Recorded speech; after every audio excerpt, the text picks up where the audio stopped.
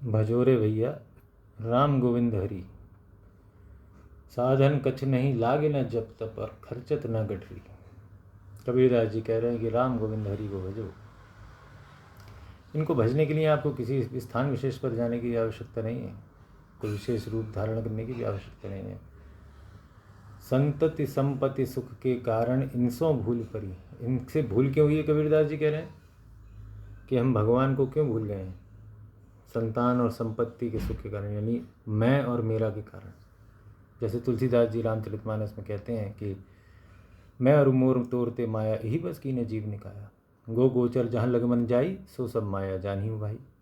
यानी मैं और मेरापन, मेरे बच्चे, मेरे माता, मेरे पिता, मेरे रिश्तेदार, मेरे दोस्त, मेरे ये, मेरे वो, मेरा धन, मेरी संपत्ति, मेरा घर, मेरी दुकान, मेरा व्यापार, ये जो मैं और मेरा, यही माया है और कुछ भी माया नहीं। कबीरदास भी यही कह रहे हैं, संतति संपत्ति सुख के कारण इनसों भूल परी। राम गोविंद हरि को क्यों भूल गए? अब मेरे और मेरे के कारण। और अंत में इस पद में क्या कहते हैं कबीरदास जी की? कहत कबीर राम न जामुख तामुल मुख धूल भरी। कहत कबीर राम न जामुख तामुल मुख धूल भरी। मतलब जो राम नाम नहीं जपता है, भगवान नाम का आश्रय जिसने नहीं लिया है, जो भक्ति मार्ग में नहीं है, जो भजन नहीं करता है, उसके मुख में धूल भरी है। अब ये धूल क्या है? ये धूल वही धूल है, वही प्राकृतिक धूल है जिससे ये संस्कृति, ये संसार, ये सृष्टि बनी हुई है, यानी माया है, जड़ प्रकृति जो भगवान की है, वही जड़ तत्व उसके मुख में भरा हुआ है। यानी चेतन कुछ भी नहीं है। चैतन्यता, कॉन्शंस, तो तभी आती है जब व्यक्ति इस मनुष्य जन्म को पाकर, इस शरीर को पाकर स्वयं को सौभाग्यशाली, स्वयं को सौभाग्यवान समझ करके भजन करता है। अन्यथा तो उसके मुख में धूल भरी है। कबीरदास जी कह रहे हैं जो भगवान नाम नहीं जप रहा है, राम न जामुख तामुख धूल भरी। धूल भरी तो सब जड़ प्राकृत उसके मुख में भरा है। इसी को एक बार और भी कहा है कबीरदास जी ने कि राम किशन की छोड़े नासा, पड़ गुण भय कृत्रिम के दासा। ये भी गुण पद है कि राम और कृष्ण की, यानी जो परब्रह्म, परम तत्व, परम पुरुषोत्तम पार ब्रह्म है, उसकी आशा को छोड़, यानी हमें उसकी प्राप्ति की आशा को छोड़ने का यहाँ अर्थ है जन्म मरण के चक्र से मुक्त होने की आशा नहीं है उसको इसी संसार में जिसको आना है, वो ऐसा क्यों हुआ है? पड़ गुण भय कृत्रिम के दासा। गुणों में पढ़कर यानी देखिए थोड़ा गुण पद है। सत्य रज तम, त्रिगुणमयी सृष्टि है जो जड़ प्रकृति है भगवान की, जो अपरा माया जिसको गीता में भगवान ने कहा है, वह जड़ प्रकृति सत्य रज तम 3 गुणों से बनी हुई है। तो इन गुणों में पढ़कर, यानी इन गुणों में लीन होकर, सत्य रज तम में लीन होकर वो क्या हो गए? कृत्रिम के दास हो गए। पड़ गुण भय कृत्रिम के दास। आप कृत्रिम किसको कहा है? 3 ही तत्व हैं, एक ब्रह्म है, एक जीव है, एक माया है। जिसको अपने और ब्रह्म के बीच में कुछ भी दिखाई देता है, जिसे तुलसीदास जी प्रवृत्ति महापुरुषों ने कहा है, वह सब माया है, वह सब कृत्रिम है, वह जड़ प्रकृति है। जब भगवान गीता में अपना विराट स्वरूप दिखाते हैं और उसमें कहते हैं, आदेश देते हैं अर्जुन को कि पश्य रुद्रान आदित्यान वसून, देख मेरे शरीर में अनंत कोटि ब्रह्मा विष्णु महेशों को देख। वो बता रहे हैं कि तेरे और मेरे बीच जो कुछ भी है वो माया है। अनंत कोटि ब्रह्मांड, और अनंत कोटि ब्रह्मांडों के ब्रह्मा विष्णु महेश, अनंत कोटि ब्रह्मांडों के अनंत स्वर्ग लोक, पाताल लोक, 14 भुवन और उन सब के अधिपति, सभी देवी देवता, ये सब कृत्रिम है। यहाँ कबीरदास जी इन सबको कृत्रिम कह रहे हैं कि जो राम कृष्ण को छोड़कर कृत्रिम के दास बने हुए हैं, यानी देवी देवताओं की जो उपासना कर रहे हैं, वो गुणों में पड़े हुए हैं। ऐसी राम नाम निष्ठा, ऐसी भगवान नाम निष्ठा कबीरदास जी में कैसे उत्पन्न हुई? ये भी एक पुरानी कथा है, लंबी भी है, उसको संक्षिप्त में आप सुनिए। रामानंदाचार्य जी, रामानंद जी काशी में निवास करते थे, श्रीमठ में, और कबीरदास जी की बड़ी इच्छा थी कि वे उनसे मंत्र दीक्षा ले लें। किंतु उनके जो अनुयायी थे रामानंद जी के, उन्होंने एक ऐसा भास करा रखा था सबको कि तो जुलाहे का बच्चा है, बड़े बड़े ब्राह्मणों की, बड़े बड़े योगियों और ज्ञानियों की गति नहीं है उनके कक्ष तक आने की श्रीमठ में। तो तू कैसे उनका दर्शन प्राप्त करेगा। लेकिन कबीरदास जी को रामानंद जी के दर्शन प्राप्त करने और उनसे मंत्र दीक्षा लेने की बड़ी उत्कंठा थी, बड़ी इच्छा थी। तो सबने मना किया कि वहाँ तो बड़े बड़े ज्ञानियों की गति नहीं है, तो तेरी क्या स्थिति है, तो जुलाहे का बच्चा है। तो कबीरदास जी ने सोचा मन में कि ब्रह्म मुहूर्त में रामानंद जी गंगा स्नान के लिए घाट पे जाते हैं, तो क्यों ना मैं सीढ़ी पर लेट जाऊं और उसी मार्ग में, और जब वे मेरे ऊपर पाँव रखेंगे तब तो मेरा साक्षात्कार होगा उनको, और मुझे उनका साक्षात्कार होगा, और उस समय एकांत होगा, कोई भी नहीं होगा, तो गुरु और शिष्य के अलावा कुछ नहीं होगा। वे तो अपने आप को वे तो स्वयं उनको गुरु मान ही चुके थे। तो ऐसा ही हुआ। ब्रह्म मुहूर्त में नितांत अंधकार में सीढ़ियों पर कबीरदास जी लेटे हुए थे और रामानंद जी आते हैं, उनका पाँव कबीरदास पर पड़ता है और रामानंद जी के मुख से राम राम राम राम राम राम निकल जाता है। तो हो गई बात। मंत्र दीक्षा कैसे गुरु देता है शिष्य को? एकांत में देता है। कान में बोलने का अर्थ क्या होता है? कान में मंत्र क्यों फूका जाता है? एकांत, उसको कोई ना सुने, गुरु और शिष्य के अलावा। वहाँ कोई नहीं था, सिर्फ रामानंद जी और कबीरदास जी थे। राम राम बोला, बस कबीरदास जी के लिए महामंत्र हो गया। अब कबीरदास जी ने कहा, महाराज अब आप मुझे स्वीकारें नहीं स्वीकारें, मैं तो आपको गुरु पहले ही मान चुका हूँ, मंत्र भी मुझको एकांत में मिल गया है, बस मेरे लिए जीवन का आसरा है, ये बहुत बड़ा है। तब से कबीरदास जी राम नाम जापक हुए। और कालांतर में रामानंद जी ने ना सिर्फ उनको स्वीकार किया बल्कि अपने श्रेष्ठतम भक्तों में उनको कहा, उनको और नाभाजी को। रामानंद जी ने केवल उनको राम नाम मंत्र नहीं दिया, केवल भजन की शिक्षा नहीं दी, अपितु योग वेदांत सिद्धियां भी उनको प्रदान की। जैसे ये जो भक्ति मार्ग का योग होता है, अष्टांग योग इस योग साधन का भी साधन है। मतलब जो भक्ति योग है इसका एक तुच्छ साधन है अष्टांग योग, इसमें अंतर्निहित होता है। कबीरदास जी को इस योग की भी पूरी शिक्षा मिली है, जिसको वो अपने पदों में निरंतर कहते ही हैं कि अनहद सबद होत झनकार, जिन पौड़े श्री हरि गोपाल। अनहद शब्द होत झनकार, जिन पौड़े श्री हरि गोपाल। अब यहाँ श्री गोपाल से क्या तात्पर्य है, अनहद शब्द से क्या तात्पर्य, ये भी गूढ़ पद है श्री कबीरदास जी का। देखिए, यहाँ आपको थोड़ा जानना आवश्यक है। यहाँ पौड़ी गोपाल से अर्थ ये है कि जिन्होंने गोपाल को अंतर मन में बिठा रखा है, उनको अनहद शब्द सुनाई देता है। अनहद शब्द की झनकार उनकी चेतना में, उनके अंतर मन में होती है, जिन्होंने गोपाल को अंदर बैठा रखा है। कबीरदास जी कह रहे हैं यहाँ गोपाल से आशय है गोपाल अष्टादश अक्षर मंत्र का। निम्बार्क संप्रदाय में गोपाल अष्टादश अक्षर मंत्र दीक्षा में दिया जाता है, और ये मान्यता है, ये केवल मान्यता नहीं है, ये इतिहास में सिद्ध है कि जिसको गोपाल मंत्र सिद्ध हो जाता है उसको अनाहत शब्द सुनाई देने लगता है। पुनः पुनः अभ्यास से और कई वर्षों के अभ्यास से जब गोपाल मंत्र सिद्ध हो जाता है तो उसको अनाहत शब्द सुनाई देने लगता है। अब यहाँ आपको उत्सुकता होगी कि अनाहत शब्द से क्या आशय है। देखिए, हमारे जो सूक्ष्म शरीर है उसमें चक्र होते हैं, जैसे मूलाधार चक्र, स्वादिष्ठान चक्र, मणिपुर चक्र, फिर अनाहत चक्र जो हृदय देश में होता है, विशुद्ध चक्र, आज्ञा चक्र, सहस्रार चक्र, ये चक्र होते हैं। तो अनाहत चक्र को अनाहत चक्र क्यों कहते हैं और यहाँ पर शब्द क्यों सुनाई देता है? देखिए, प्राकृत दुनिया में, बाहरी दुनिया में आपको शब्द यानी कि साउंड, कोई दो वस्तुओं के परस्पर मिलने और उनसे उत्पन्न जो वाइब्रेशन है, स्पंदन है, उस स्पंदन के कारण हमको शब्द सुनाई देता है। जैसे आपको शब्द सुनाई दिया। कोई भी आहत होगा जब कोई किसी से, तो शब्द होगा आहत। लेकिन ये जो अनाहत चक्र है, इसका अर्थ है बिना आहत हुए जो शब्द सुनाई देता है। यहाँ कोई दो परस्पर वस्तु टकरा नहीं रही है इस अनाहत चक्र में। यहाँ पर जो शब्द हो रहा है वो अनाहत, बिना आहत हुए शब्द हो रहा है, इसलिए इसको अनाहत चक्र कहते हैं। तो कबीरदास जी कह रहे हैं कि जिन्होंने गोपाल मंत्र ले रखा है, निम्बार्क संप्रदाय के अनुयायियों की ओर विशेष उनका संकेत है, उनको अनाहत शब्द सुनाई देता है। और आगे भी वो इसी भक्ति मार्ग के योग के लिए बात कहते हैं कि क्या सोता कबीर जागी, क्या सोता कबीर जागी, जाग जपे मुरारी। अरे कबीर तू जागते हुए क्या सोता है, उठ जग और मुरारी को जप। यहाँ जागने से क्या आशय है? जागने से यहाँ आशय आज्ञा चक्र में आने का है।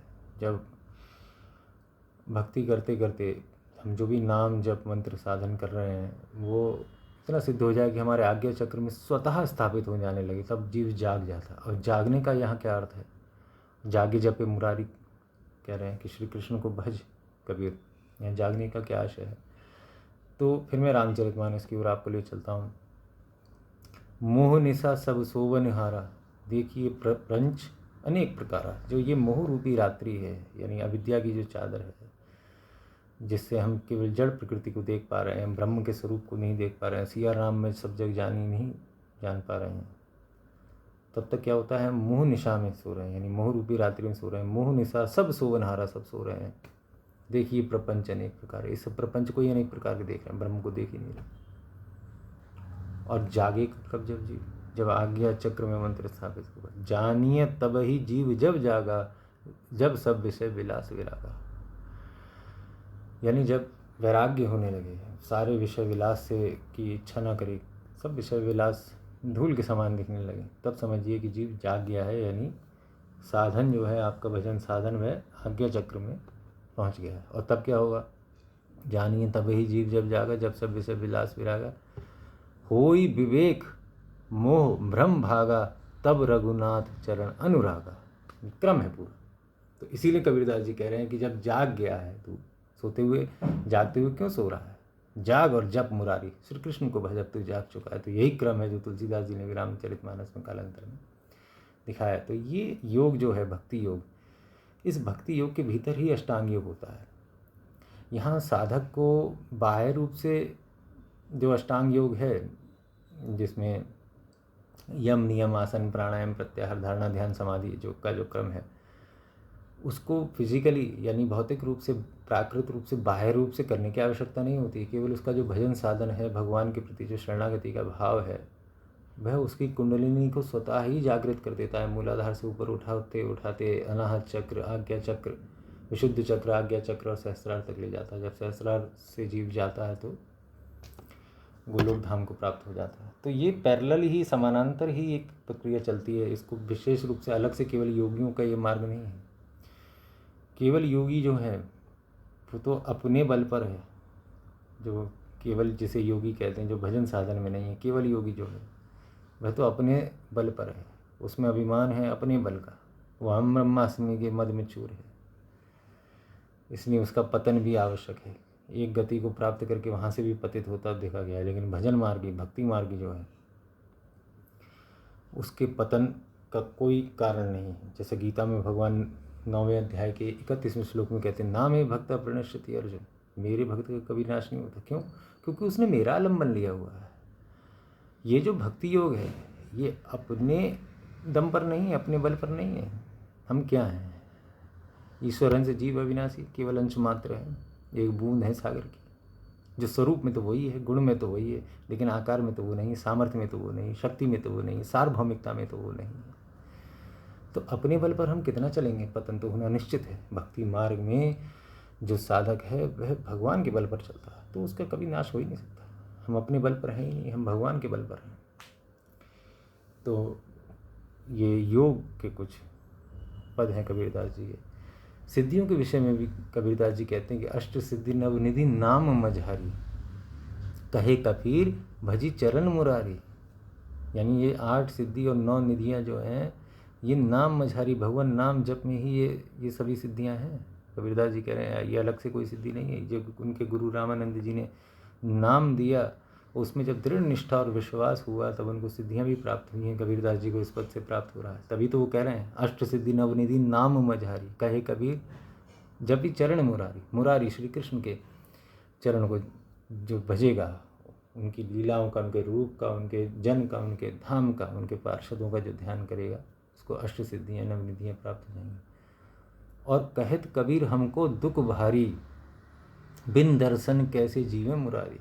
कबीरदास जी आगे कह रहे हैं कि हमको बहुत भारी दुख है भगवान, आपके दर्शन की ही अभिलाषा है, यही अंतिम हमारी इच्छा है। तो कबीरदास जी इस पद में ही प्रकट कर रहे हैं कि उनकी जो अंतिम अभिलाषा है वो मुरारी के, श्री कृष्ण के यानी परब्रह्म परमात्मा के सगुण दर्शन की है, निर्गुण दर्शन की नहीं। ध्यान से सुनिए, कहे कबीर हमको दुख भारी, बिन दर्शन कैसे जीवे मुरारी। हमको दर्शन चाहिए। निर्गुण ब्रह्म का तो आभास अपने अंतर्मन में सदैव करते रहते हैं।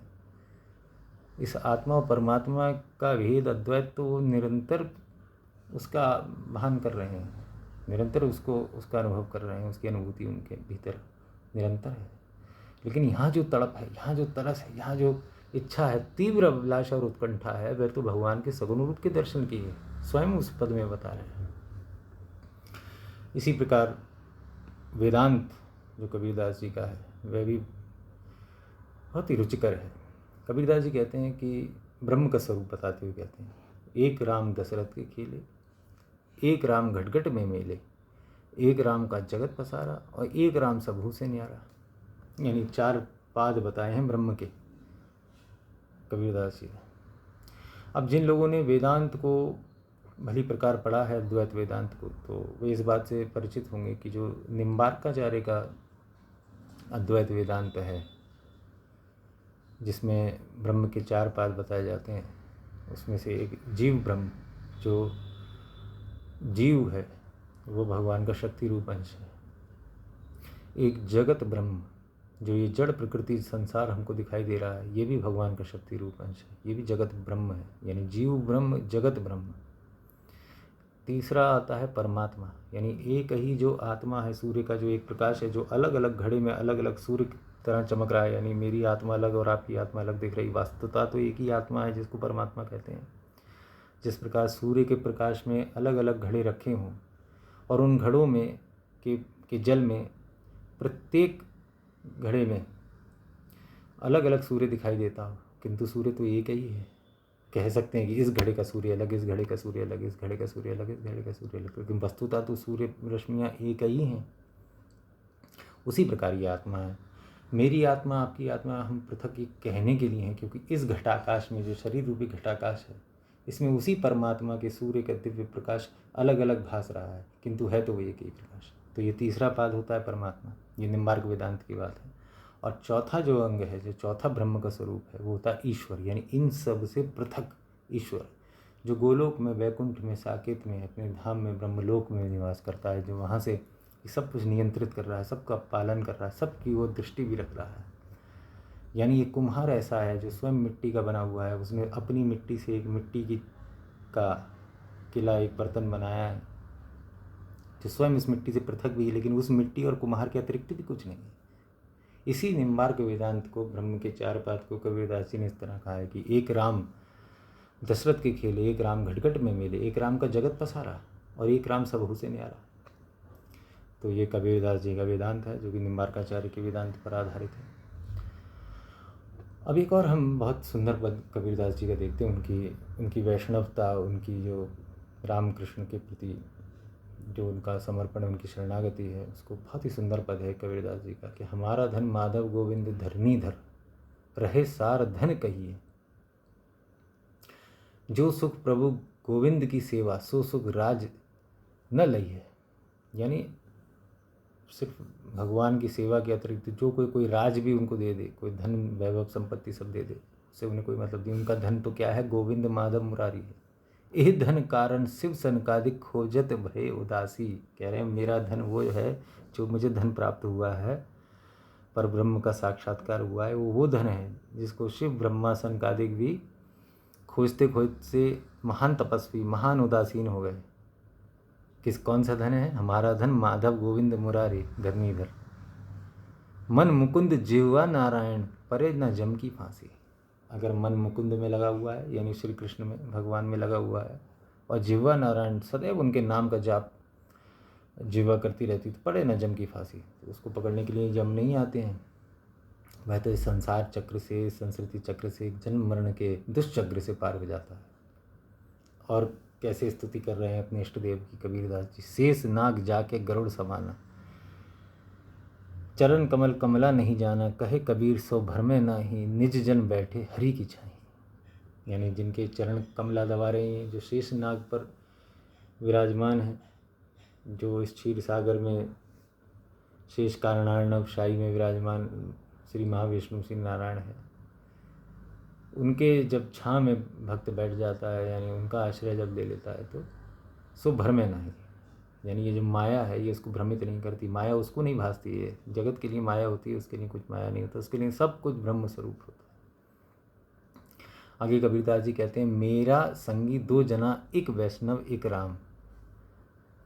मेरा संगी दो जना, कबीरदास जी कह रहे हैं मेरी केवल दो से दोस्ती है। एक जगह तो कहा है उन्होंने, ना काहू से दोस्ती ना काहू से बैर, पर कह रहे हैं मेरे दो संगी हैं, दो के साथ दो रहते हैं। मेरा संगी दो जना, एक वैष्णव एक राम, यानी एक तो वैष्णव है और एक राम है। क्यों है ऐसे? वे दाता है मुक्ति के राम, और ये सुमिरावे नाम।